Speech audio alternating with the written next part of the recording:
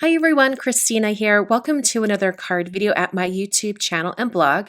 Today I'm going to be using this stamp set from Newton's Nook called Newton's Book Club. It's a super cute stamp set with great images that you could use for bookmarks or for any book lover in your life.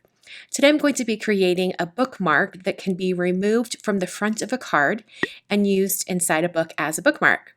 So I did want to mention that I am going to be using some Zig Clean Color Real Brush markers today.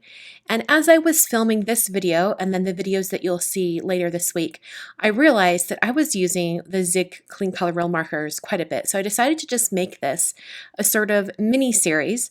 So this is one of 3 videos that is going to feature the Clean Color Real Brush markers.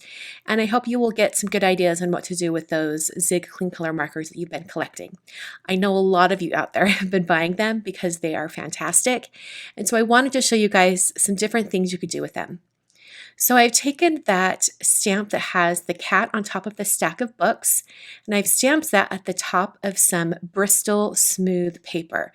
I've heard from a lot of you that Bristol, that I used last week with some regular watercolors, is fantastic for Zig Clean Color markers. And I thought, oh, I'm sure it's great because it handled the watercolor great. But let me tell you, it is almost magical how well this particular paper works with these watercolor markers.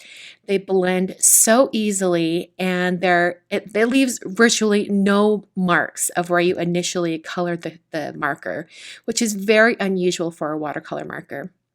So I picked my colors, and you can see them on screen right now. I will have them listed down in the supply section as well at my blog and in the YouTube description. And I'm going to just start painting on top of this bookmark area. I did take a T-square ruler and draw on some lines where I'm later going to be cutting out the bookmark. This is just to give me an idea of the area where I need to make sure that the color goes across. So I'm adding this blue color. In fact, I don't think this blue color was in that lineup that you just saw, but I will include it in that list of marker colors. So I'm just adding it into some separate areas, sort of making it look a little bit like a sky texture. I want some white areas really coming out, and I want some soft blue kind of fluffy areas. So I'll let that fade out to the bottom. The water brush I'm using today is from Prima. It's one of their round water brushes. And now for the rest of the painting, I'm going to speed up the video process, and I'll walk you through it a little bit.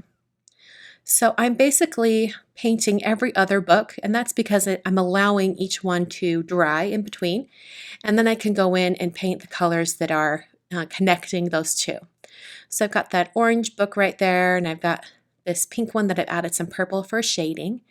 I'll add a green at the bottom, and then I need to start coloring those little areas like the bands on the books. I want those to be contrasting colors. So I'm going to go ahead and add a little bit of pink onto that green one. That's going to give it a nice contrast of color. And let's see, I'm still shading at this point. So I'll add a little bit of that teal color onto the band and then pink onto the green. And I'll make that ribbon coming out of the book pink as well. And a little bit of gold on that book. I'm using a very light gray to color the pages of the book. And then I'm going to go ahead and move on to the cat. Now, in the past, I've always painted the cats to look like my cats. So when Manny was around, I painted the cats black and white. And then now I have 2 gray silver tabby cats. So I'm going to be painting this cat as kind of a really light gray, but I'm not going to be adding any stripes like my cats Sophie and Daphne. This is just going to be a really plain gray cat. This is because the person that I'm planning to give this card to doesn't have cats at all. In fact, it's sort of a running joke that she doesn't like cats. So I'm going to go ahead and send this off to her, and I'm not having the cat be any specific color. So I add a little bit of shading underneath those books. I'm adding one more purple to that blue book so it looks a little more finished. So now I'm going to cut out the actual bookmark area. Once again, I'm using my T-square ruler, and I'm using a craft knife. This is the Martha Stewart Crafts craft knife, and I just bought some X-Acto blade replacements and put that into the Martha Stewart Crafts craft knife. I didn't buy the actual specific replacement blades from Martha Stewart Crafts. I just bought like X-Acto brand. They were a little bit cheaper and I got more of them. I'll go ahead and link to the specific blades that I bought down in the supply list below. So as far as the top part of the bookmark goes, I just used some scissors to fussy cut around the stack of books and the cat. And then to make sure that that area looked completely finished, I took a Tuxedo Black Memento marker and I'm using the brush tip and I'm painting the edges around. This is because the stamped image was stamped with black lines, and any areas where I didn't cut it perfectly, you could see a little bit of a white gap. So by painting the edges of the area of just the books and the cat, it's going to give it a more finished look. I did not add any of the black to the bottom portion of the bookmark. It was only to the books and to the cat. Then took my We Are Memory Keepers corner chomper and I rounded the corners with the 1/4 inch rounder. As far as the background goes for my card, I'm going to be using the tiny alphabet background stamp from Simon Says Stamp, and I'm stamping it in Versamark ink, and it's going to go onto some more Bristol paper. So that Bristol paper is cut to 4 1/4 by 5 1/2. It'll be the entire front of the card, and so I wanted that stamp to go all the way to the edges. So I pressed the Bristol paper down onto the stamp and then covered it with a piece of typing paper or computer paper and then ran my hand over the top, and that gives me a really even impression of that entire background stamp. I'm now sprinkling on some Hero Arts white embossing powder, and I'm just sprinkling that onto all the different areas. I want to make sure every single corner of that piece is completely covered in embossing powder. Then took my heat tool and very slowly and methodically, very carefully, melted all of that embossing powder. I just wanted to melt it until it was completely smooth and I could no longer see any of the powder granules. So now that that area is completely embossed, I'm going to do some watercoloring over the top. And that embossing will resist any of the color that's put on top. So the white tiny alphabet background stamp will show through. Putting on some more of those Zig Clean Color Real Brush markers. And this is because I really wanted to try out painting an entire background in these markers, and it worked out fantastically. The colors blend so beautifully, and it was so easy to get all of those colors moving. And I just put like colors next to each other, kind of like if they were next to each other on the rainbow, and then filled in the areas going all around the edges as well. Add a little bit of green. You'll notice I'm kind of avoiding going near that pink. That's because red or pink and green are complementary colors, meaning that when you mix them, they will become gray. And I didn't want any muddy messes, so I did kind of avoid mixing the green into the pink. I'm going to add some of that teal color next to the green and blend that in.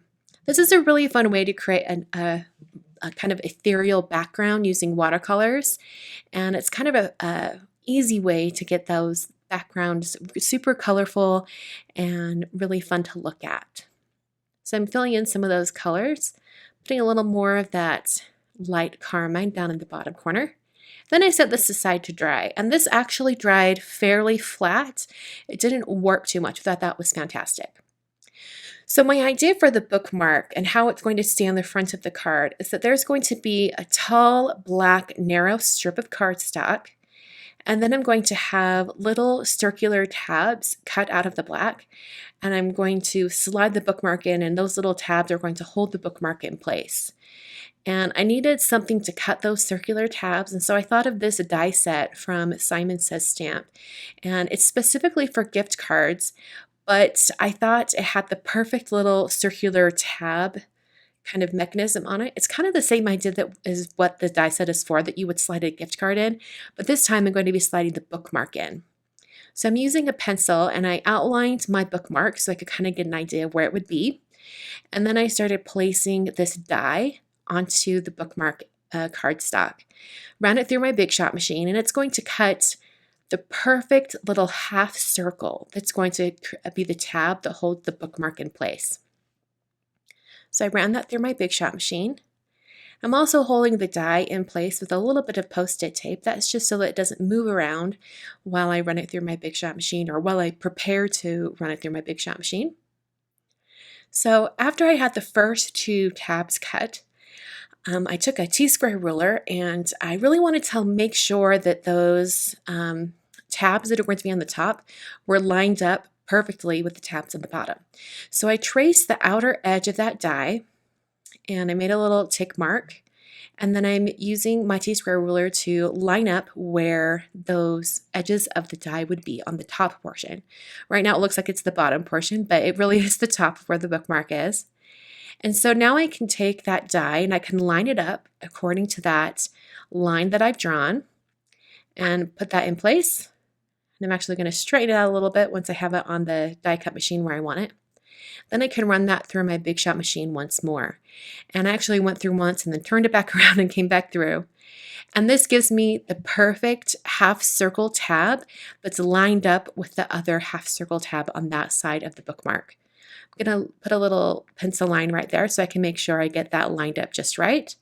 And I'll slide that over and lining it up with that vertical line that I drew earlier so that it matches the bottom tab.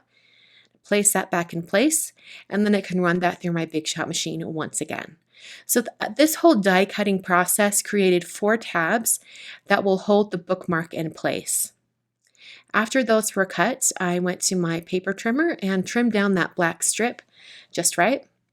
And then I also erased all of those pencil lines that I'd created. So this is going to look like all of those tabs were perfectly placed when actually I had to use a pencil line to make sure everything was in the right spot. So now I'm going to slide the bookmark in and see how it was spaced. Turns out my tabs were a little bit too generously spaced, but it still worked. And it still did the trick and held the bookmark in place. So now I'm going to go ahead and prep the rest of the card so I can later adhere that. So I'm going to be using some Neenah Desert Storm cardstock. This is the 100-pound version of Desert Storm cardstock. I've scored that at 5.5 to create a top folding card. And then I took that watercolored background piece and added some Tombow Extreme adhesive along all the outer edges and a little bit in the center. And then pressed that down to the front of my card base. Like I said before, that watercolor piece goes all the way from edge to edge. I thought it would be kind of fun to have that craft color or that Desert Storm cardstock color on the inside of the card. So I added some foam adhesive to the back of that black strip and I avoided those circular tab areas. Then I used my grid mat to line up the black piece on top of my card front and press that down. And while I was cutting out the tabs, I was wondering, like, why are there holes in the center of these tabs? Well, this is why. If you adhere that area down to something, you need an area to help lift up those tabs. So it worked perfectly. I was able to use the point of my scissors just to lift those tabs, and it made it super easy to put the bookmark in. Added some white dash lines using a Uniball Signo Broad white gel pen. And then I used a clear sparkle pen from Spectrum Noir to add some shimmer to those books. At this point, I realized that those holes in the tabs were sort of distracting because it was showing the color underneath. So I cut 4 small black pieces of cardstock, put adhesive on the back, and then just used my X-Acto knife as a tool to help glide those under. And so it kind of disguises those cutouts. This is a great way to kind of disguise everything and make it look like it was on purpose. I do this quite a bit where I'm just kind of making the card and then realize, oh, I probably should have done this a little differently. So after I had that in there and the bookmark was in place, I'm finished with my bookmark card. I hope you guys enjoyed today's video. I will see you on Wednesday for another video on the Zig Clean Color Real Brush Markers.